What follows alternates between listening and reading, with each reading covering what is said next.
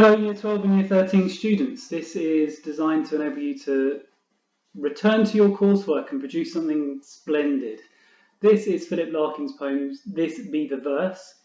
This is a short video for you to remind yourself of what's what about the poem and potentially use it in that coursework. Let's read it one more time.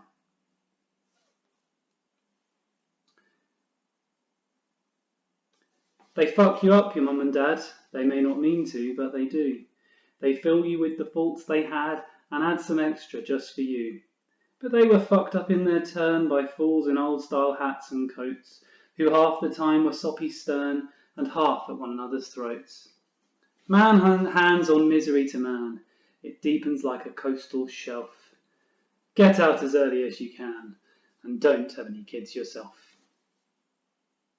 So, Larkin's most famous poem, and for you, you're using it because it, in many respects, contrasts to everything that is sort of seen as important in Larkin's work, and yet this is the most famous of them, as I think I said already. So, what does he say? Well, it's a first line which is typical of Larkin in so much as it's designed to shock us. The use of profanity in the 1960s when the poem's being written is vulgar. It's vulgar anyway, but it's particularly vulgar given the time in which he's writing. And what does he say? He says that our parents mess us up. They make us who we are. They don't mean to do it, but they do. And therefore, it suggests that we're all part of this society and system which shapes us without us having any agency or power. We are filled, again, that's a verb which is illustrative of our lack of agency. Agency meaning choice and power, the combination thereof.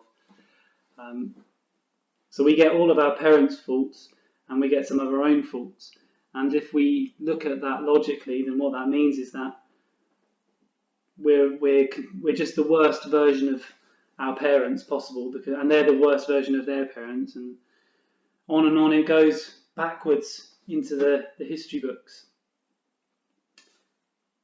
And that's what the second stanza is about. He says that our parents were destroyed, ruined, fucked up by perhaps religious people. He typifies them as fools in old-style hats and coats. Maybe the old-style hats and coats is, as I say, religious. Maybe the old-style hats and coats is that if this is Larkin writing in the 60s, then he's referring to people maybe in the 10s and the 20s, the people who shaped his mother, and perhaps the style to be wearing a hat was much more commonplace at that particular time.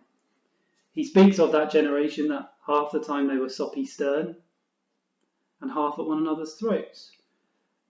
Now, I'm not sure that only applies to people of the 1910s, the 1920s, or the 1960s. I think it's probably the case now.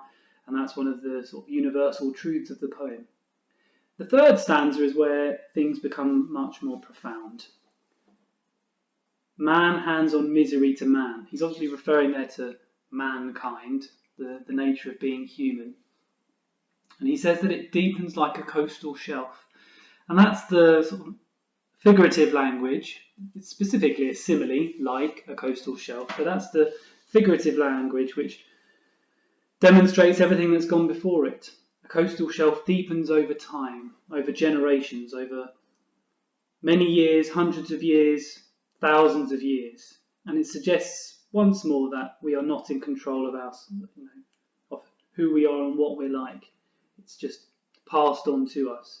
And it's as natural as the earth itself. Not much we can do about it.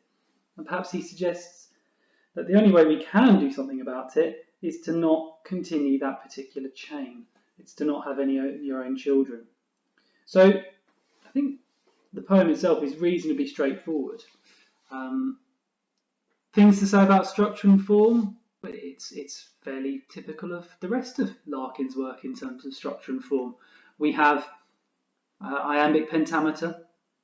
We have a sing-song rhyme scheme, in this instance to make things appear joyous and sort of light-hearted, but underneath that light-heartedness is a fairly overt cynicism which again is a sort of fairly virulent strain throughout much of Larkin's work. So we can say all of those things. The key with writing about Larkin, and particularly this poem, is once we've done the stuff on Like a Coastal Shelf, and once we've characterised what the poem's about, what we're really looking to do is to focus on the allusions. So here we go, let's have a look. Once I've finished scrolling, what does the poem's title mean?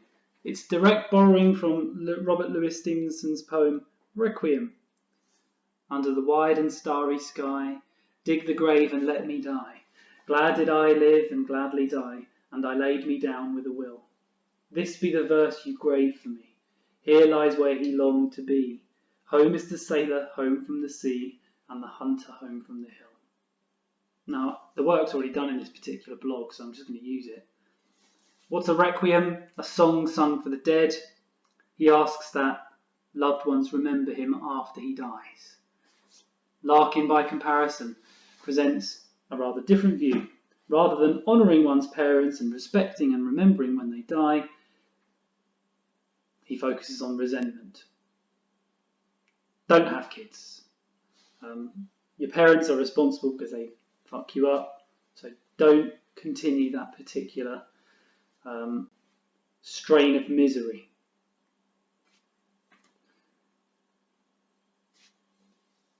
Now the rest of it you can kind of go and have a look at. You can see the blog that's at the top here, the actual URL. Have a look at that. That can push you in the right direction. But the key is you're using this particular poem as a contrast to other slightly more serious,